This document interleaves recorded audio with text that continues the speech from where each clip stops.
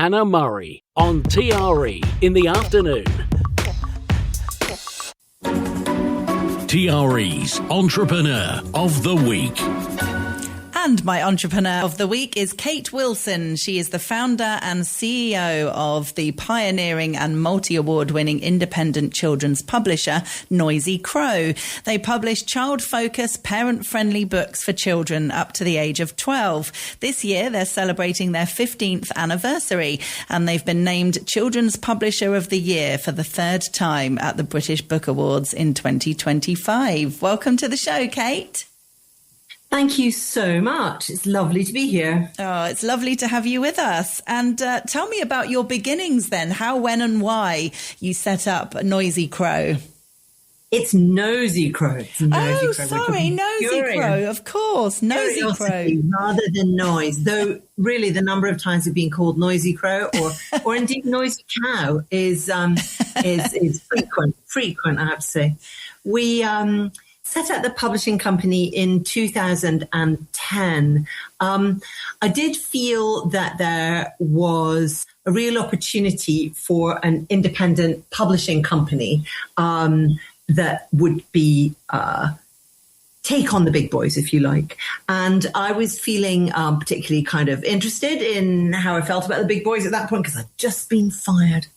Oh, no. Where were you working before? I was working for a large corporate publisher and I was working in adult books.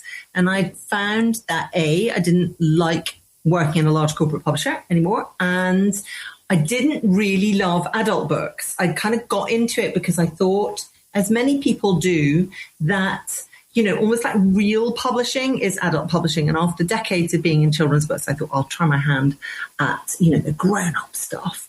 But I didn't really like it. It wasn't very creative, I didn't find. You were sort of more waiting for like a big agent to send in a really important book and then you'd be in an auction situation. It was all very thrilling, but it meant for me, I felt that the publisher didn't have a lot of creativity. And if I think back over my career, I feel that some of the things that I've done have been really creative.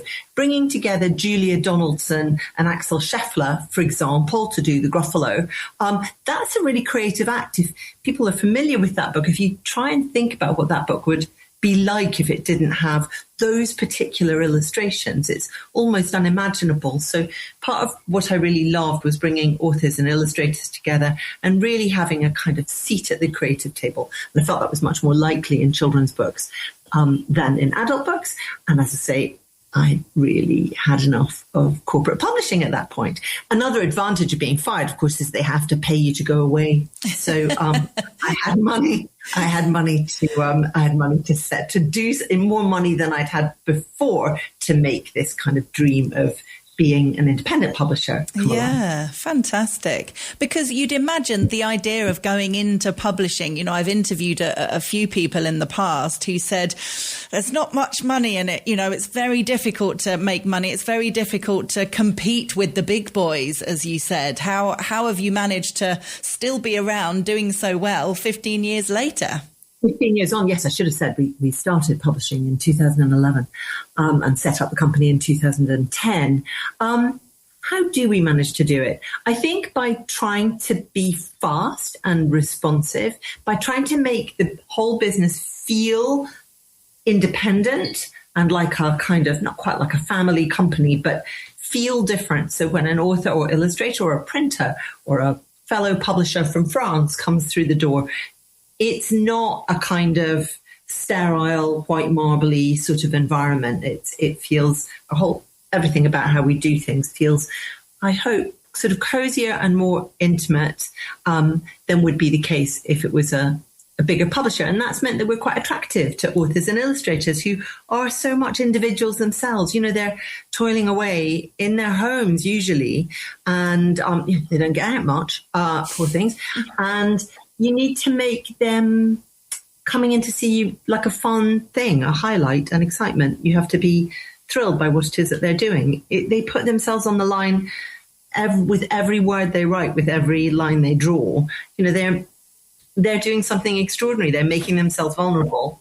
And you have to acknowledge that and celebrate them when they do great things. And they often do great things. Yeah, lovely. And with regards to people getting published, a lot of people who have tried to do that or even succeeded in doing that will know that it can be extremely difficult and can sometimes take a number of years and a number of rejections, even the likes of J.K. Rowling. So how does it work with you? Do people still need to go get an agent and then the agent will come to you, or can people approach you directly? I think that people think that what publishers do all day is that they look for new talent. And that's a tiny bit of what we do.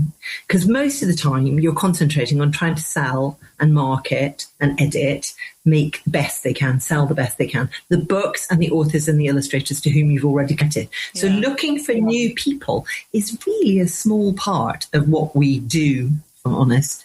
And that means that having been able to deal with open submissions, that means looking at things that were sent directly to Nosy Crow at the beginning of the business, we just can't do that anymore. And we are reliant on agents, really, to find talent for us. They do the sort of, if you like, preliminary sieving. And that gives us more than raw material to work on, but something that has already gone through part of a selection process. And that means that we can then say, oh, well, we think that, for example, this illustrator is wonderful, but their palettes may be a bit dull. So if we bumped up the color, we made it a bit more saturated, we really think we might have something there. Or this is a really interesting text, but it's got, I don't know, a princess in it, and it's for 9-year-olds, and we think that at 9, kids aren't that interested in princesses. So could we make her, that character, another sort of person? So we're always having the input. It's not that the agent, well, it's very seldom that I can't think of an example, an agent presents you with something that's a kind of press print moment, but you have had them do the pre-sieving.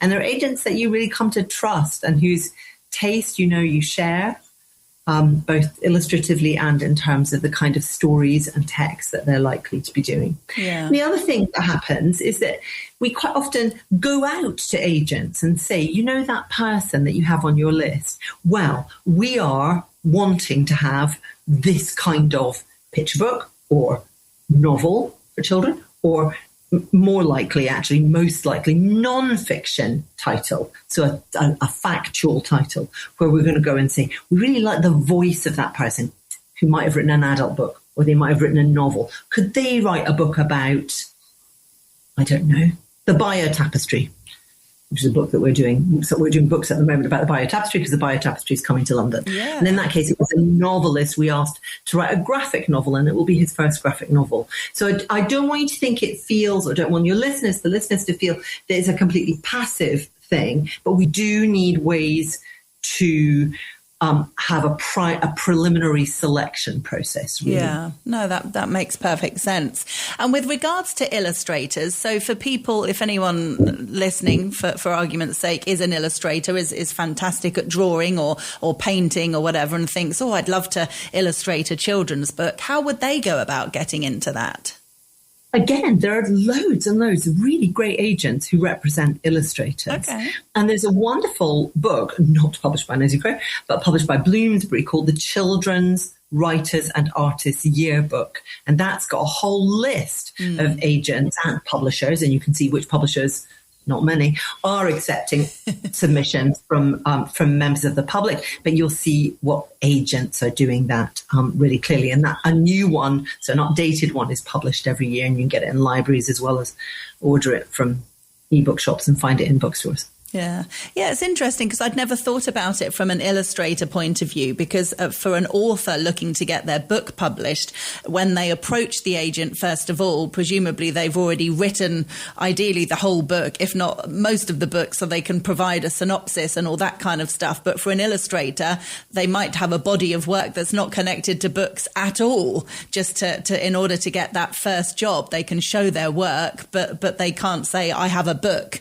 as an illustrator. I guess. That's exactly right. And some of the people that we do select, we select because we see their work on Instagram, for example, or we're looking for different styles, and they might They might, for example, be printmakers. I can think of a couple of examples of illustrators who do kind of fine art prints, and then we've encouraged them to do other work. Or they might be designers for objects. I can think of somebody who did a lot of really lovely, like melamine plates and things like that we've made into now her income comes much, much more from the book she does than from the, if you like, more merchandise object stuff she does, design.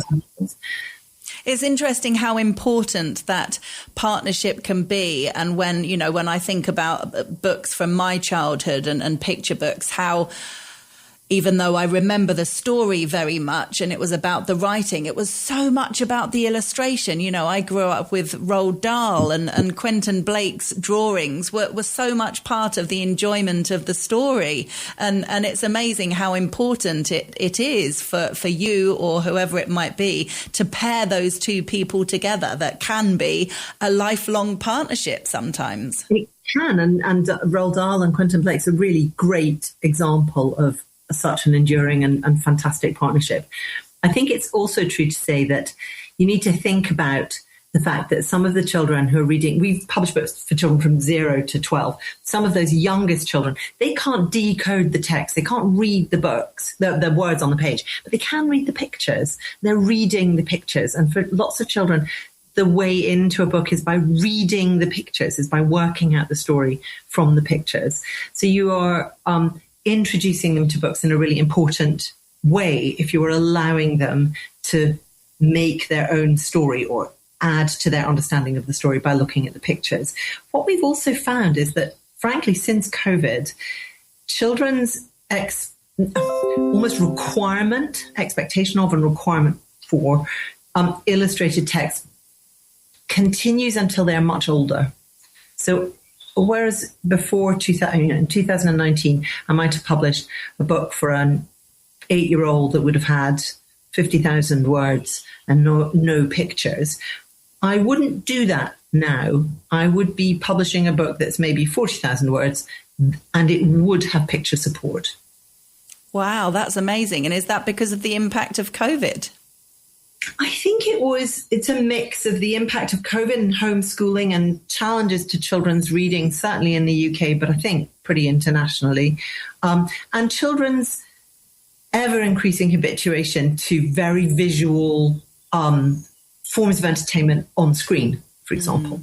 So I think we do feel it's important that the book be a refuge from the screen, and I think parents and some children welcome it as a refuge from the screen, but I don't think that you can cut them off, like cold turkey from that illustration support. Yeah, it makes sense. I mean, to get children into reading and excited about reading, you can't expect them to go from not reading anything and being attached to their screens, if that is the issue, to suddenly giving them The Wind and the Willows and expecting them to plough through it without any pictures. Absolutely. But I think that what's really important for listeners with kids is to say that it is so important to read to your baby, to read to your toddler. Long before they can speak, they are able to understand. And you set your child up for life. There's so many studies that show this. You set your child up for life in all sorts of ways, emotional, but even in terms of kind of the job they're likely to get afterwards. If you inculcate from the beginning reading for pleasure, and when I say the beginning, I really mean the beginning. I mean sharing books with 6-month-old. I mean sharing books with 1-year-old. I mean sharing books as the child's beginning to be able to speak themselves. And that bedtime moment is so important. There's been recent evidence that when you read to really little children, your brainwaves and their brainwaves synchronize. There's an amazing man called Sam Was at an institute at one of the London universities who's done a lot of really, really exciting work about the value of reading in terms of a bonding experience, but also a brain development experience for little kids. Oh, amazing. So you should keep reading to your kids, even when they can read themselves. I think that's another thing. Start reading to them when they're really little, but also read to them when they can read themselves. Yeah. Keep that bedtime story moment. It can be a real moment of exploring, and quite often children's interest level will exceed, certainly initially, will exceed their ability to, as I described it before, decode the words. So you get this lovely connection between often the carer, the parent, and the child, and this shared moment of storytelling. It's also nice, but not always happening these days, for kids to see their parents reading and see that it's a normal way of relaxing and having enjoyment. And if the adults aren't reading and are glued to their phones or just watching television, I guess that can have an influence on the kids, thinking, well, mum and dad don't read, so why should I? Whereas if the parents are constantly going, oh, this book is so good, and they're discussing it together, the kids are like, oh, what are you doing? What are you doing? And it needs to be seen as such a joyful thing to do. You are completely right. There's a lot of evidence that suggests that children who see parents reading, see reading valued in their households, are much more likely to read for pleasure. And that's really the passport to all kinds of success. Yeah. And with regards to what you do differently, I was reading about your company and seeing what you're doing with audiobooks, which sounds really interesting. Yeah. Well, we have for all of our baby books, all of our toddler books and our picture books and other books too, not absolutely everything because it would frankly cost too much. We have a QR code using a program that we've called Stories Aloud, a QR code that you can scan on a phone and you can have the story read to you. We thought about this very carefully. It was a really important initiative. We started it in 2013 and we were the first people to do it. It's completely free. You don't have to pay for that audio. But we made sure that what's on the screen of the phone is as boring as you could make it. It is really, really dull. It looks really dull. So that the only thing that you're getting from the phone is the voice. And we record professional actors in a real studio. And then, so once you've connected through the QR code to the audio reading, you put the phone down. There's nothing to look at there. Very boring. Parents who are finding it a struggle to read, parents who are reading in a second language, parents who are reading in a third, fourth, fifth language, parents whose children have disabilities, parents who themselves have disabilities, have written in scores to say how marvellous this is for them and how it's given them and their child access to books and storytelling that they wouldn't have had otherwise. And I'm so proud of it. It just felt like it was happening at a time when there was a lot of excitement about digital publishing. And I thought, well, here's a way that we can allow bookshops to give away a little bit of digital with the book, but you have to have the physical book because that's how you scan the code. It's on the book.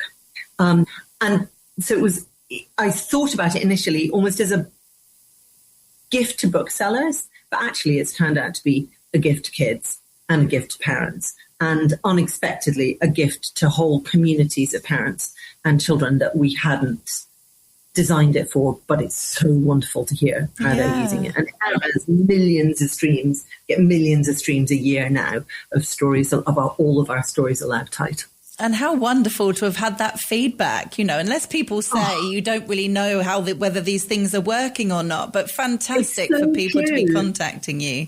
One of the things I'm really proud of after our 15 years is that people, not everybody, not all your listeners are going to know Nosy Crow, but what I'm always really struck by is that we will get mentions on social media when we're monitoring, either directly to us or just parent to parent, where people will say, oh, have you looked at, a mom will say, oh, I don't know what I should ask my, get for my child to read. They've read this. And another parent, a dad might say, oh, have you looked at Nosy Crow's catalogue? Because they've got a great range of things for kids from 0 to 12.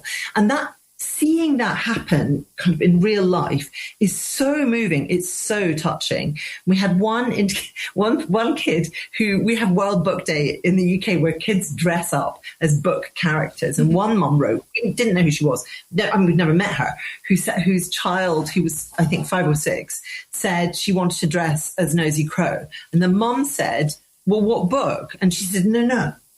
I wish to be the Crow. And that was just so fantastic. And this mum posted on Instagram a photograph of this kid with kind of black cloth wings being Nosy Crow. Oh, amazing. know that there are many publishing companies who, after 15 years, have a kid who wants to be them. And it's sort of amazing to think of that impact. Yeah. I'm so proud. Oh, congratulations. That's wonderful. And I was reading a few statistics about your company, particularly how the sales are up despite an overall decline in the market, which is, again, amazing. Yeah, I think you just have to think about, we do try and think so hard about what is it that children actually, what might captivate the child and what might the parent feel comfortable with too. We describe ourselves as child-focused and parent-friendly. We're trying to make that true of every book we do. When a book comes in from an agent or when we're developing a series ourselves, and that's the question we'd ask. Who's it for? Who's going to really be excited by this? I think if you do that well enough, then that works. The other thing that has been hugely successful for us is to take that philosophy internationally. We have our own American company, but also our books are published in 60 languages now. So we don't publish them ourselves. We'd find a publisher in Spain or France or Germany or wherever. They then translate that book into German or French, and we get some money from that, and the author and illustrator get some money from that. And so that international approach has been really important too. That's been thinking about how our books will be received in other cultures, in other languages, has been a really central part of our success. Yeah. So what's next for you? How are you constantly thinking about how to grow the business, how to get bigger and bigger, or is the point of an independent publisher to not be really, really big? Well, we're not answerable to anyone except ourselves, and I think that's really helpful. We don't go around saying, oh, we don't have enough, I don't know, novels this year. We need to find some novels. We are able to respond to books as they come in, or our own ideas as we have them, and decide what to publish. You can't really stand still because costs go up, print costs go up, salary costs go up. We want to reward people fairly. The business only gets more complicated as, for example, social media or expectations increase. You used to be able to just write a note on Twitter and people would be aware of your book. And now we don't really do very much on X, but we do a lot on Instagram. And that means that we're creating wonderful videos, for example, of our books. That takes time. That costs us money, resource to make these wonderful little pieces of animated, sometimes marketing and visual bits of marketing. So it does get more complicated. You can't just say, oh, well, we'll stop at this point and we won't try and grow anymore because, as I say, the costs continue to go up. So we do have our eye to growth, but I think organic growth, I mean, a lot of corporate publishers buy other publishers. We've never bought another publisher. We have, for example, decided that we want to move into a new area. I mentioned nonfiction. We have, at the moment, a really great partnership, relatively new partnership, 2 years old, with the University of Cambridge. And we didn't have that 2 years ago, but we saw an opportunity to do science books that would be, they have the University of Cambridge brand on them, but also everything in them is reviewed by scientists who are completely up to date with the science information in them. So that University of Cambridge partnership with Nosy Crow feels like a really positive way of growing. And as I think I've also said, we do now have a business about 3 years old now in America, and that deciding to publish ourselves in America rather than selling to an American publisher and having them publish the book in America. That was another route to growth. Yeah. So there are lots of things, little things that you do, but it's not as if we're saying, oh, we need to find random books to put in the program. It never feels like that. Yeah, that's great. Well, you're obviously doing, I was going to say something right, a lot right. So well done. It's been great to have you with us and find out a bit more about the world of children's publishing. Kate Wilson, the founder and CEO of the multi-award winning independent children's publisher, Nosy Crow. Thank you very much for being the Entrepreneur of the Week. Thank you for giving me the opportunity, Hannah.